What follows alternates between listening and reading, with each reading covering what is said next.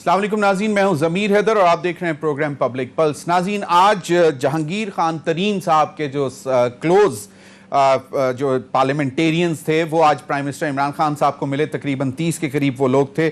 इसके बाद इतलात ये आ रही थी और इस मुलाकात से पहले जो है FIA के जो इन्वेस्टिगेशन जो कर रहे थे डॉक्टर रिजवान साहब, उनको हटा दिया गया और उनकी जगह खुदा बख्श साहब को लगा दिया, जो शुगर स्कैंडल की पूरी इन्वेस्टिगेशन कर रहे हैं FIA में। और ख़ास तौर पर जो JKT साहब का, जहांगीर खान तरीन साहब का जो केस है जिसको देख रहे थे।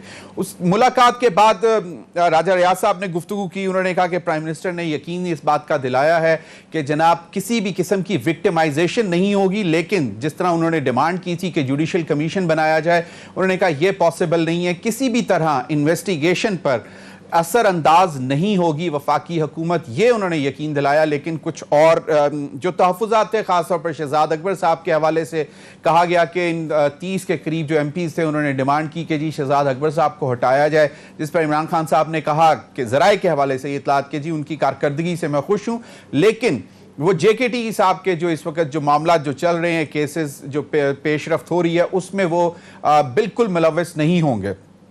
लेकिन ये अब देखने की बात है कि प्राइम मिनिस्टर ने अगर किसी किस्म की कोई यकीन दहानी नहीं कराई तो इन्वेस्टिगेशन जो कर रहे थे ऑफिसर FIA के डॉक्टर रिजवान, उनको इस क्रिटिकल टाइम पर क्यों तब्दील किया गया, इस पर बहुत से सवालात भी उठ रहे हैं कि क्या वाकई कोशिश की जा रही है कि जहांगीर खान तरीन और ख़ास तौर पे उनके साथियों की तरफ से जो प्रेशर आ रहा है उसकी वजह से शायद कोई NRO दिया जाए जहांगीर खान तरीन को। ये एक बहुत बड़ा सवाल है, क्योंकि प्राइम मिनिस्टर इमरान खान साहब का जो पिछला 25 साल का रिकॉर्ड है वो सिर्फ और सिर्फ करप्शन के खात्मे पे है, चाहे वो उनके अपने ही करीबी दोस्त क्यों ना हो। इस पर भी बात करेंगे नाज़रीन। और दूसरा, आज PMLN के लीडर जावेद लतीफ़ साहब को अरेस्ट कर लिया। मुबैना तौर पर जो बताया गया वो ये कि कमरा अदालत से वो फैसला सुने बगैर पहले ही निकल गए और उसके बाद उनको लाहौर से बाहर पुलिस ने जाके अरेस्ट किया जावेद लतीफ़ साहब को।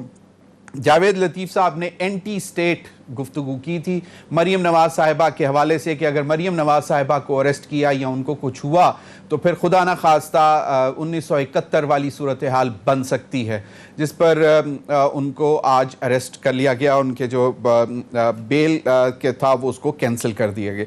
इन्हीं तमाम मामलात पर बात करेंगे। मेरे साथ मौजूद हैं सेनेटर डॉक्टर ज़रका सोहरवर्दी साहबा, सीनियर रहनुमा पाकिस्तान तहरीक इंसाफ की। बहुत बहुत शुक्रिया डॉक्टर साहबा। अली परवेज़ मलिक, रहनुमा यंग पार्लियामेंटेरियन पाकिस्तान मुस्लिम लीग नून के, बहुत बहुत शुक्रिया अली परवेज़ मलिक ज्वाइन करने का। फैसल करीम कुंडी साहब, रहनुमा Pakistan peoples party, central information secretary भी हैं पीपल्स पार्टी के, बहुत बहुत शुक्रिया कुंडी साहब आपका भी ज्वाइन करने का। नाज़रीन, जहांगीर खान तरीन के हवाले से पहले ज़रा जो भी आज पेशरफ्त हुई उस पर टिक्का खानसानी हमारे स्पेशल कॉरेस्पॉन्डेंट हैं, उनके पास कुछ इनसाइड डिटेल्स भी हैं, उनसे ज़रा जानने की कोशिश करते हैं कि एक्चुअली कहानी क्या है, कि NRO मिल रहा है नहीं मिल रहा, ये 30 के करीब जो लोग मिले हैं ये बाकायदा तौर पर असरअंदाज हो सके हैं प्राइम मिनिस्टर पर के नहीं। टिक्का, सवाल तो आपने सुन ही लिए, तो आज हुआ क्या है, ये क्या वाकई इमरान खान किसी प्रेशर में आए हैं? ज़मीर साहब देखिएगा, जब यकम रमज़ान को सरगोदा में हमारी वज़ीर आज़म से मुलाकात हुई तो उसमें यही सवाल किया गया था कि जहांगीर खान तरीन के जो हम ख्याल ग्रुप है आपसे मिलना चाहता है, ख़त लिखा है। प्राइम मिनिस्टर ने वाज़ेह जवाब दिया कि उनके तहफ़्फ़ुज़ात ज़रूर सुनूंगा, लेकिन साथ उन्होंने चीनी की बात भी की कि एक माफिया बन के 26 रुपये चीनी महंगी करके अवाम की जेबों पर बोझ डाल दिया गया। उसके बाद आप मुझसे मुलाकात के ख्वाह हैं। मैं किसी सूरत ये मामलात पे माफ़ी नहीं दूंगा, ये मामलात कानूनी है। इसके बाद वज़ीर आज़म इमरान खान ने उन्हें बुला भी लिया और आज शाम 4 बजे वज़ीर आज़म ऑफिस में तकरीबन 30 अरकान कौमी और सूबाई असम्बली का वक्त जो है वो मुलाकात के लिए मौजूद था। और इसमें गवर्नर पंजाब भी आए और गवर्नर पंजाब बतौर कोऑर्डिनेटर इसमें आए, चूँकि वो कोऑर्डिनेशन कर रहे थे, वज़ीर आज़म के नुमाइंदा है पंजाब में। और इसके साथ साथ फवाद चौधरी भी इस मुलाकात में शरीक थे। सबसे पहले जो मुतालिबा हुआ वो ये था कि जुडिशल कमीशन बना दिया जाए और जुडिशल कमीशन के लिए राजा रियाज और बाकी तमाम अरकान ने नाम भी दिए, प्रपोज किए प्राइम मिनिस्टर को। प्राइम मिनिस्टर ने बिल्कुल वाज़ेह तौर पर इनकार कर दिया कि जुडिशल कमीशन नहीं बन सकता, जो तहकीकात हो रही हैं वो मेरिट के मुताबिक हो रही हैं। उसके बाद फिर बताया गया कि मेरिट के मुताबिक नहीं हो रही, शहजाद अकबर का नाम लिया गया, बैरिस्टर शहजाद अकबर इन्फ्लुएंस कर रहे हैं और वो मुदाखलत करते हैं, जिस पर प्राइम मिनिस्टर ने कहा कि उनके काम से मुतमईन है, किसी किस्म की मुदाखलत नहीं हो रही। फिर वो टेलीफोन की बात हुई प्राइम मिनिस्टर ने वो भी रिजेक्ट कर दी। उसके बाद ज़मीर साहब वज़ीर आज़म इमरान खान ने वाज़ेह पैगाम दिया कि देखिए मुझसे ज़्यादा राजा साहब ताल्लुक जहांगीर खान तरीन से शायद ही किसी का हो, आप सब में से किसी का ज़्यादा ताल्लुक नहीं है जितना मेरा ज़्यादा ताल्लुक है, लेकिन कानूनी मामलात हैं, कानून जहांगीर तरीन के लिए औरों के लिए अलग नहीं हो सकता, कानून के मुताबिक मेरिट पे जो फैसला होगा। ये जो तासुर आया, जो इन्वेस्टिगेटिंग ऑफिसर चेंज कर दिए गए, डॉक्टर रिजवान को हटा के खुदाबख्श साहब को लगा दिया गया, तो इससे तासुर ये आ रहा है कि शायद मतलब इन्फ्लुएंस हो गई है गवर्नमेंट इस प्रेशर से, जो प्रेशर ग्रुप बना है जहांगीर तरीन साहब के साथ। ज़मीर साहब इंक्वायरी ऑफिसर की तब्दीली का मुतालिबा नहीं था, तो आज भी राजा रियाज ने नाम भी लिया प्रेस कॉन्फ्रेंस में कि हम जो कह रहे थे, हमने तो बैरिस्टर शहजाद अकबर का नाम लिया था कि शहजाद अकबर जो है वो इंटरफेयर कर रहे हैं और हमें उनके ऊपर खदशात है कि वो शायद ज़ाती इनाद की बुनियाद पे कर रहे हैं। लेकिन उससे पहले इन्वेस्टिगेशन ऑफिसर का हट जाना, यकीनन ये उससे पहले मुलाकात से पहले ही डिमांड उनकी एक तो पूरी हो चुकी थी। राजा रियाज साहब ने जो गुफ्तगू की टिक्का खानसानी, उसमें उन्होंने कहा कि हम पीटीआई का हिस्सा हैं, लेकिन जब तक ये केस जो जहांगीर खान तरीन साहब का ये मंतकी इंजाम तक नहीं पहुंचता, ये जो हमारा जो ग्रुप है, जो फॉरवर्ड ब्लॉक बना हुआ है एक तरह से जहांगीर खान तरीन का लवर्स ग्रुप जो बना हुआ है, ये इंटैक्ट रहेगा। जी बिल्कुल, मैंने ही सवाल किया कि क्या ये आज तक महदूद था। उन्होंने कहा कि 3 मई को हम जा रहे हैं, जब जहांगीर तरीन की पेशी होगी हम तमाम लोग वहां मौजूद होंगे और वक्तन फवक्तन हम अपने मुतालिबात पेश करते रहेंगे और हमारा मकसद सिर्फ जहांगीर खान तरीन के लिए था। वहाँ शाह महमूद कुरैशी का भी सवाल हुआ कि उन्होंने कहा कि आधा तीतर आधा बटेर, तो उन्होंने कहा ये तो वो खुद है आधा तीतर और आधा बटेर। उसके अलावा उन्होंने जो राजा रियाज से मेरी एक्सक्लूसिव उसके बाद मैंने इंटरव्यू किया, तो उन्होंने मुझे बताया कि प्राइम मिनिस्टर इमरान खान बहुत ही अच्छे मूड में उन्होंने हमारे साथ गुफ्तगू की, हमारी बात सुनी, हमारे कप्तान हैं, हम उनको एतमाद का इजहार दे के आए हैं कि हम आपके साथ खड़े हैं, लेकिन खदशात थे जिस पर प्राइम मिनिस्टर ने कहा कि मेरिट के मुताबिक। लेकिन टिक्का खानसानी, आपको क्या लगता है कि अगर ये मामला, अगर जिस तरह प्राइम मिनिस्टर ने कहा है कि किसी तरह हुकूमत इन्फ्लुएंस नहीं करेगी इन्वेस्टिगेशंस में और किसी भी किस्म का रिलीफ जहांगीर खान तरीन को नहीं मिलेगा गवर्नमेंट की तरफ से, तो इसका मतलब है कि ये प्रेशर ग्रुप तो अपना प्रेशर बिल्ड करता रहेगा, तो इमरान खान साहब या पंजाब में उस्मान बुज़दार साहब को कुछ परेशानी हो सकती है इससे? ज़मीर हैदर साहब, बहुत इंपॉर्टेंट क्वेश्चन है। मेरा नहीं ख्याल कि ऐसा गवर्नमेंट प्रेशर में आएगी, हालांकि पाकिस्तान की पॉलिटिकल तारीख में बहुत बड़ा ये एक ग्रुप बन के सामने आया है, लेकिन इनके कोई और सियासी ज़ाइम नहीं, हुकूमत हटाने के ज़ाइम अभी तक सामने नहीं आए। अभी तक प्राइम मिनिस्टर के और अपोजिशन के साथ भी हाथ नहीं मिलाएंगे, ये अपोजिशन के साथ वाज़ेह तौर पर अभी लग रहा है कि हाथ शायद ना मिलाएं, लेकिन बहरहाल अगर मामला कुछ ज़रूरत से ज़्यादा आगे बढ़े और चूंकि तरीन जहांगीर खान तरीन के साथ है ये ग्रुप। नहीं, टिक्का खानसानी बस बात मुकम्मल करें, लेकिन से जो आपने कहा कि लेकिन जिस तरह अगर मामला बढ़े तो फिर कुछ भी हो सकता है, बहुत बहुत शुक्रिया टिक्का खानसानी जी। फैसल करीम, आपने टिक्का खानसानी की गुफ्तगू सुनी। मरियम साहिबा कहती हैं, अच्छा अभी फैसल करीम कुनी साहब ने ज्वाइन नहीं किया। अली परवेज मलिक साहब, मरियम साहिबा ने कहा कि ये बेसिकली प्राइम मिनिस्टर ने तिफल तसल्ली दी है अपने आप को, अपनी पार्टी के लोगों को, कि वो इंटैक्ट रहें, हालांकि अब हालात जो हैं वो कुछ बिगड़ते नजर आ रहे हैं। आपको क्या लगता है? आप पंजाब में भी देखते हैं, लाहौर में भी देखते हैं सियासत को, और आप माशाल्लाह नेशनल असेंबली में भी बैठते हैं, आपको क्या लगता है कि राजा रियाज साहब जो लीड कर रहे हैं ये ग्रुप, ये कोई डेंट डालने के लिए तैयार है अगर JKT साहब को कोई मतलब रिलीफ ना मिला? बिस्मिल्लाहिर्रहमानिर्रहीम। बहुत शुक्रिया ज़मीर भाई, आपने अपने प्रोग्राम में याद किया। मैं आपके सवाल पे आने से पहले सिर्फ ये आपसे गुजारिश करूंगा कि मुझे 1 सेकंड के लिए याद दहानी कराइएगा, जब आज के वोट चोर हुक्मरानों ने डस्का का इलेक्शन चोरी करने की कोशिश की थी, तो उनका क्या तरीका वारदात था। क्या उन्होंने अपनी मनपसंद DSP लगा के वहाँ पे लोगों को डराने धमकाने का सिलसिला नहीं शुरू किया था? क्या वहाँ पे उन्होंने अपने पसंद का DCO वहाँ पे नहीं लगाया था जिसने वहाँ पे लोगों को हरासा करना शुरू किया था, और उसके बाद इन्होंने वोट चोरी करने की कोशिश की थी, इलेक्शन चोरी करने की कोशिश की थी? एक मेरा बुनियादी सवाल आपसे ये है। दूसरा मेरा आपसे बुनियादी सवाल ये है कि जो दोस्त आज जहांगीर खान तरीन साहब के साथ खड़े हुए हैं और बार बार एशइयों के ऊपर जाके अपनी गिनती करवा रहे हैं, क्या इमरान खान साहब का जो पंजाब असेंबली के अंदर बजट आने जा रहा है, क्या वो उनकी मदद के बगैर बजट पास हो सकता है कि नहीं पास हो सकता, एक ये बता दें।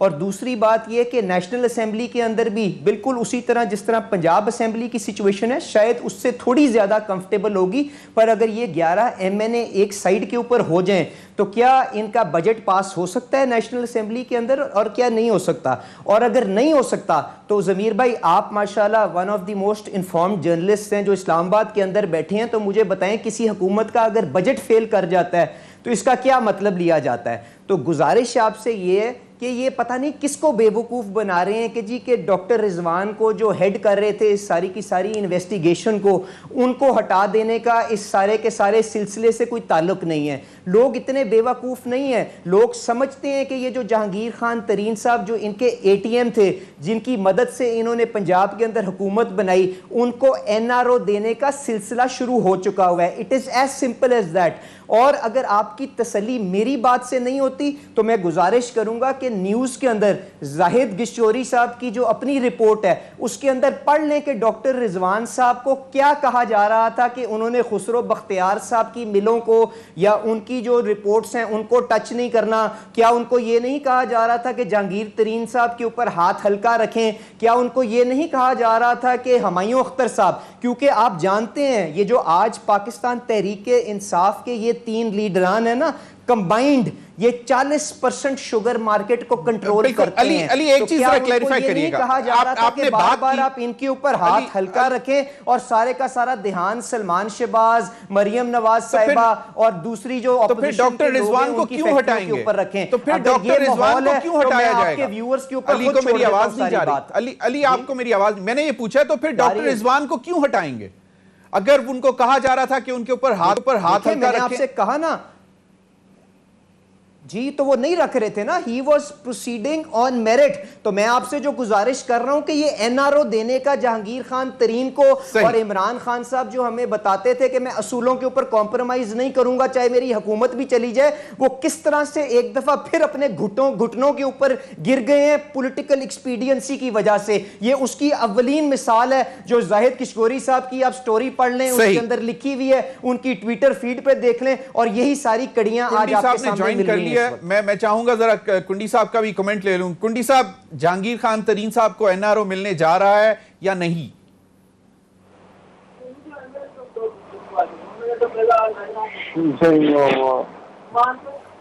फैसल करीम कुंडी साहब,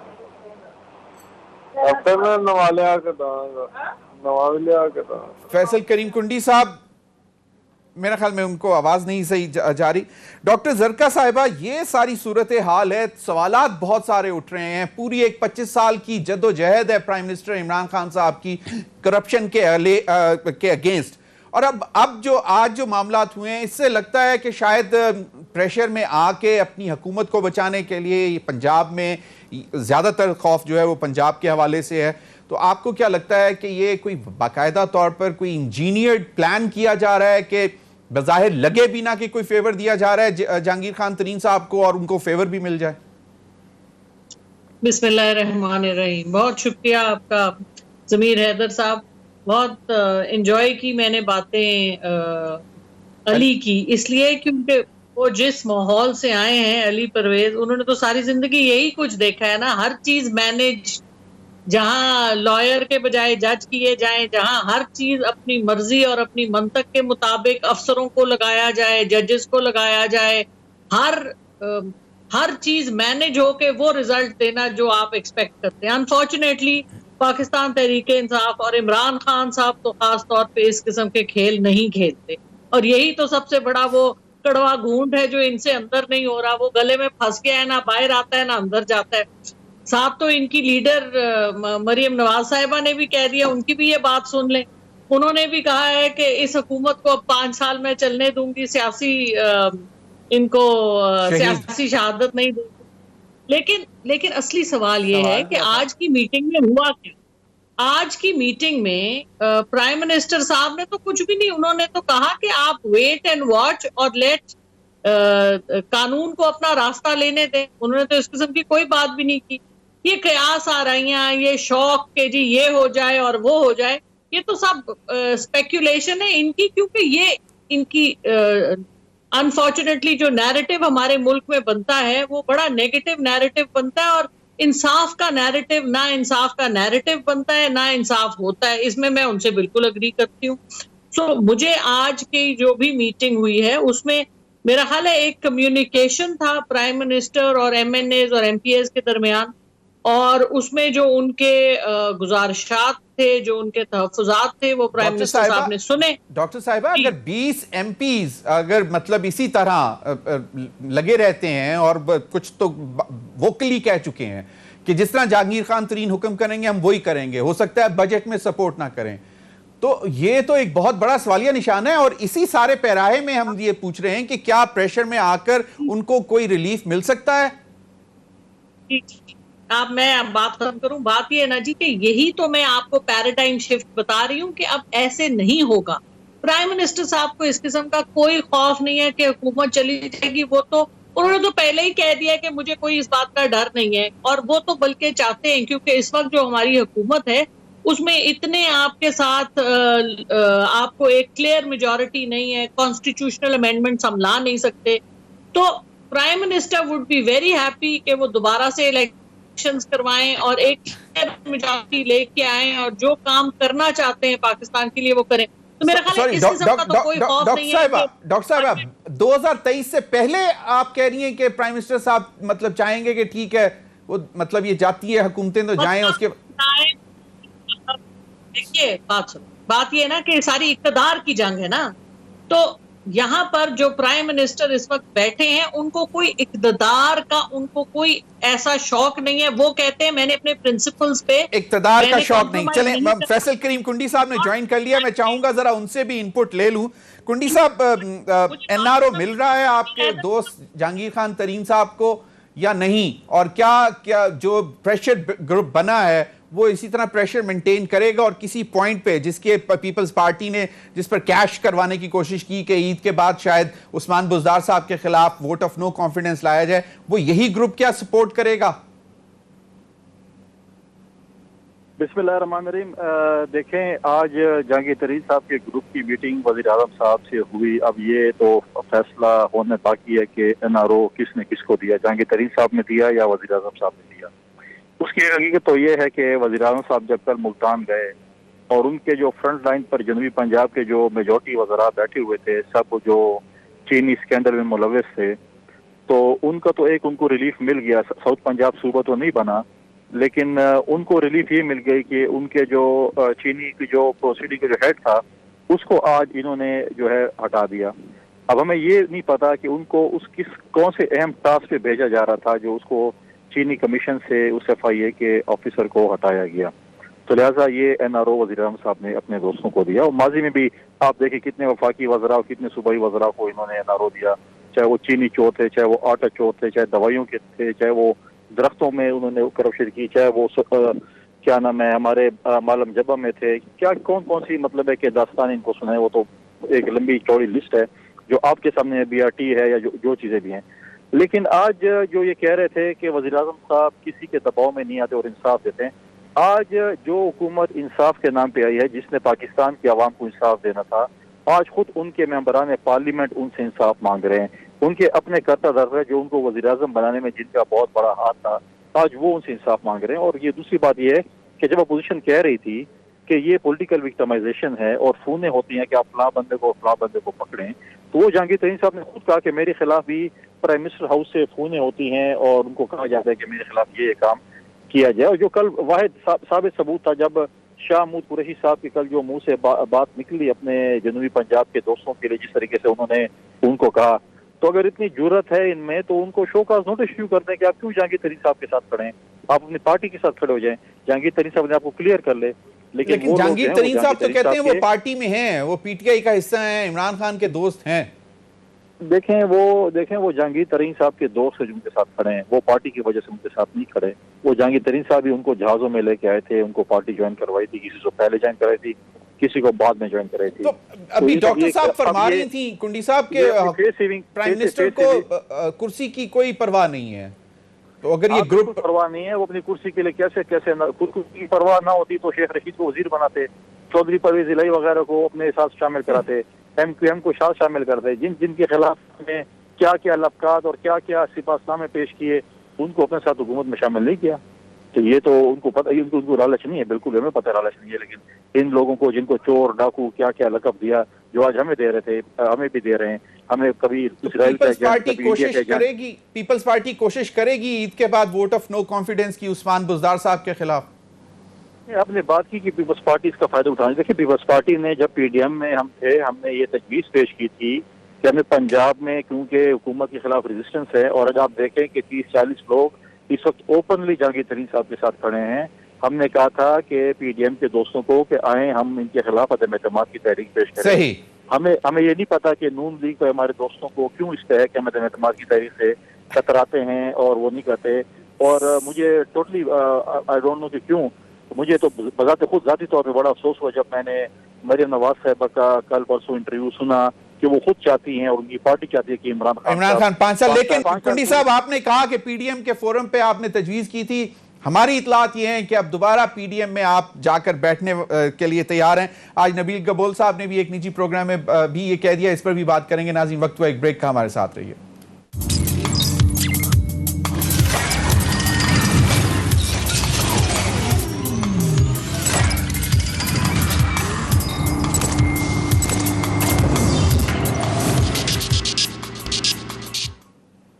वेलकम बैक। अली परवेज मलिक साहब, डॉक्टर साहिबा का ख्याल है कि प्राइम मिनिस्टर इमरान खान साहब को कोई फिक्र नहीं है, लेकिन जो उनकी एक लाइन है कि करप्शन पे जीरो टॉलरेंस, वो उनके अपने करीबी दोस्त हों, रिश्तेदार हों, उस पर वो अपनी कुर्सी भी वार देंगे, उनको कोई इससे परवाह नहीं है। एक तो इस पे कमेंट कर दें, और दूसरा ये कि जो मरियम नवाज साहिबा के हवाले से जो सारी सूरत हाल बनी, अब इतलात ये आ रही हैं कि पाकिस्तान पीपल्स पार्टी, आज नबील गबोल साहब ने भी एक शो में कहा कि हम दोबारा PDM में जा रहे हैं और अगले इजलास में हम बैठे होंगे, इस पर भी ज़रा कमेंट कर दें। ज़मीर भाई, मैं सेनेटर साहिबा की ख्वाहिश की तो कदर कर सकता हूँ, पर अगर ये अलिफ लैला की कहानी किसी और जगह पे बैठ के सुनाती तो यकीन माने हज़म भी हो जाती। लोगों ने क्या नहीं देखा, जो मैंने आपसे पहले सेगमेंट में बात की कि डॉक्टर रिजवान को किस तरह से मक्खी की तरह बाहर निकाल के फेंक दिया गया। और सेनेटर साहिबा ने बिल्कुल ठीक कहा, ये इक़्तिदार की जंग नहीं हो रही, ये इक़्तिदार को बचाने की जंग हो रही है। और मैं इसीलिए जो मैंने आपको नंबर भेजा है जाहिद किशोरी साहब का, वो न्यूज़ के एंकर हैं जिन्होंने ये स्टोरी ब्रेक की है कि इमरान खान साहब और प्राइम मिनिस्टर हाउस किस तरह से प्रेशर एग्जर्ट कर रहा था डॉक्टर रिजवान के ऊपर। आप काइंडली उनको कनेक्ट करें और फिर इनको सुनवाएं, ताकि इनकी तसल्ली हो कि इनके वजीर आजम साहब अपनी कुर्सी को बचाने के लिए किस हद तक गिर सकते हैं। अच्छा, अब जो PDM का मामला देखें, मैं आपको मरियम नवाज साहिबा की स्टेटमेंट पे आने से पहले सिर्फ इतनी गुजारिश करूंगा कि PDM को जो नुकसान पहुंचा है ना, या इस तहरीक को जो नुकसान पहुंचा है, वो सिर्फ इसलिए पहुंचा है कि चंद हमारे नादान दोस्त जो हैं उन्होंने अपनी वादा खिलाफी की है। अगर वो ना हुई होती तो ये जो इत्तेमाद की फजा PDM के अंदर मौजूद थी, इसको हम प्रिजर्व करके अगर जॉइंटली जिद्दोजहद को जारी रखते तो आज यकीनन इमरान खान साहब की कुर्सी को खतरात लागू होते। अब उसके अंदर जो मरियम साहिबा के ऊपर स्टेटमेंट की तरफ कुंडी साहब ने अफसोस का इजहार किया, मेरे ख्याल से उससे कहीं ज्यादा अफसोस हमें उस वक्त हुआ था जब हुकूमती इत्तेहाद के वोट लेके यूसुफ रजा गिलानी साहब को लीडर ऑफ द ऑपोजिशन, जो एक छोटा सा ओहदा है सेनेट के अंदर, उसके लिए वहां पे उनको इलेक्ट कराया गया और वादा खिलाफी हुई। पर चलें, हम उम्मीद रखते हैं आगे PDM का जो इजलास होने जा रहा है इसके अंदर आके ये अपनी वजाहत करेंगे और उसके बाद हम इस इत्तेमाद का जो फिजा को नुकसान पहुंचा है उसको समेट के इस जद्दोजहद को आगे लेके चल सकेंगे। अब मरियम साहिबा का जो बयान था ज़मीर भाई, उन्होंने आपसे क्या कहा है, अगर आप उस इंटरव्यू को पूरा इन पर्सपेक्टिव देखें तो उन्होंने कहा है कि मेरी जाती ख्वाहिश ये है कि जिस बुरी तरह से ये एक्सपोज हो रहे हैं, कि जो ये अपनी वादे करके बुलंदबाग दावे करके मुसल्लत हमारे के ऊपर किए गए थे और जिस तरह से इनकी एक एक फ्रंट के ऊपर ये एक्सपोज हो रहे हैं, मैं जाती तौर पे ये चाहती हूं कि इनको और टाइम दिया जाए ताकि लोगों का एक दफा ये जो तब्दीली का शौक था वो पूरा हो जाए। पर उन्होंने बाद में भी ये एक्सप्लेन किया और उस इंटरव्यू में आगे जाके भी किया कि जो इन्होंने जिस नालायकी का अंबार एक आम आदमी के ऊपर इन्होंने ढाया है, जिसकी वजह से रोजेदारों का आज रोजा खोलना जीरन हुआ है। वहां पे चीनी लेने के लिए 1-1 किलोमीटर की लाइनों के अंदर उनको खड़ा होना पड़ता है, उनकी तजलील होती है, अंगूठों के ऊपर निशान लगा के 1 किलो चीनी मिलती है। आज जो हमें नींबू पानी पीने के लिए नींबू खरीदना पड़ता है वो 400-450 रुपए किलो का हो गया है। उन्होंने कहा ये जो तजलील हो रही है रोजेदारों की और ये जो माशी कत्ल हो रहा है, इसको देख के सारी ऑपोजिशन की जमातों ने फैसला किया है और पाकिस्तान मुस्लिम लीग नवाज उसको ओन करती है कि हम इन नालायकों से जल्द अज जल्द छुटकारा हासिल करें। ये वो सोच थी जिसके बारे में उन्होंने स्टेटमेंट दी थी। सही सही जी। नबील कबूल साहब, एक तो ये क्लैरिफाई किया है अली परवेज मलिक साहब ने कि उस बयान को आउट ऑफ कॉन्टेक्स्ट जो है वो प्रोपेगेट कर रही है पाकिस्तान पीपल्स पार्टी। और दूसरा ये कि जिस तरह मैंने बताया, नबील कबूल साहब ने माशाल्लाह बड़े एक रिस्पॉन्सिबल पॉलिटिशियन है, सीनियर लीडर हैं पाकिस्तान पीपल्स पार्टी के। उन्होंने कहा कि आइंदा के पीडीएम के इजलास में पीपल्स पार्टी बैठी होगी। और हमारी इतलात ये हैं कि जरदारी साहब ने कोई मैसेंजर भी भिजवाया है, मैसेज भिजवाया है मौलाना साहब को कि चलें वो जो मतलब जल्दबाजी में गुस्से में कुछ चीज़ें हो गई हैं उसको लेट बायगॉन्स बी बायगॉन और फ्यूचर एक मुश्तरका तहरीक चलाते हैं हुकूमत के खिलाफ। फैसल करीम कुंडी साहब जी, आपने पहले सवाल के में भी यही बात की थी। देखें, नबील कबूल साहब ने जो टीवी पे कहा है वो पाकिस्तान पीपल्स पार्टी का ऑफिशियल वर्जन नहीं है। न पाकिस्तान पीपल्स पार्टी का पीडीएम के लीडरशिप के साथ कोई इस हवाले से रब्ता हुआ है और न ही कोई हमें ऐसी दावत है और न जो है हमने अपना एक स्टांस जो हमारा था सेंट्रल एग्जीक्यूटिव कमेटी में जो बात थी हमने रखी थी कि जो हमको उन्होंने एक्सप्लेनेशन का जो कागज भेजा था, जब तक उस पर गैर मशरूत माफ़ी नहीं होती पाकिस्तान पीपल्स पार्टी ज्वाइन नहीं करेगी। जहाँ तक आपने कहा, आपने गालिबन डॉक्टर कयूम सुमरो साहब की बात की। डॉक्टर कयूम सुमरो साहब के मौलाना साहब के साथ पुराने बहुत ताल्लुकात हैं, वो आते जाते रहते हैं। उन्होंने ना कोई जरदारी साहब का उनको पैगाम पहुंचा है, ना उन मौलाना साहब का पैगाम कोई जरदारी साहब तक आया है। इस हवाले से कोई ऐसी बात नहीं। और वो मुलाकातें डॉक्टर कयूम सुमरो साहब की वॉकिंग मौलाना साहब के साथ होती रहती है। उनका एक अपना उनके साथ ज़ाती ताल्लुक है। तो अब ईद के बाद जो पीडीएम का जो एक चलेगी तहरीक, उसमें पीपल्स पार्टी शामिल होगी? देखिए, पीडीएम की तहरीक तो पहली बात तो यह है कि पीडीएम की तहरीक हम तो कल हमारी ख्वाहिश थी कि शायद वो ऐलान करेंगे। जो जमातें ख्वाहिशमंद थी कि उन्होंने इस्तीफों का ऐलान भी नहीं आया, लॉन्ग मार्च की तारीख भी नहीं है कि उन्होंने लॉन्ग। देखें, अली मलिक साहब ने एक बात की। देखें, हमने कोई भी हुकूमती जमातों से वोट नहीं लिए। उनका एक ग्रुप बना है और उनकी ग्रुप ने लीडर ऑफ द अपोजिशन को वोट किया है। इस तरह जब यूसुफ रजा गिलानी साहब सेंटर बन रहे थे, हमें 15 वोट पीटीआई के इत्तेहादी जमातों को और पीटीआई के जमातों के मेंबरान की तरफ से मिले थे, हुकूमती जमातों की जो एलाइज थे उनकी तरफ से वो भी मिले थे, जिसपे गिलानी साहब जो है वो सेनेटर मुंतखब हुए। तो उस वक्त तो कोई ताज्जुब नहीं हो रहा था किसी को भी।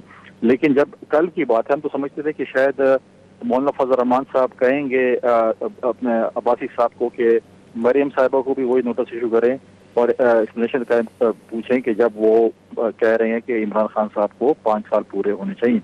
हम तो चाहते हैं जो आज़ाब इस वक्त इस मुल्क पे नाजिल हुआ पड़ा है, सेलेक्टर्स की वजह से जो आज़ाब है, हम तो चाहते हैं इमरान खान एक सेकंड भी आगे न चले, एक दिन भी न चले, बल्कि फौरन इसको हुकूमत से चले जाना चाहिए। अदम एतमाद की तहरीक आनी चाहिए।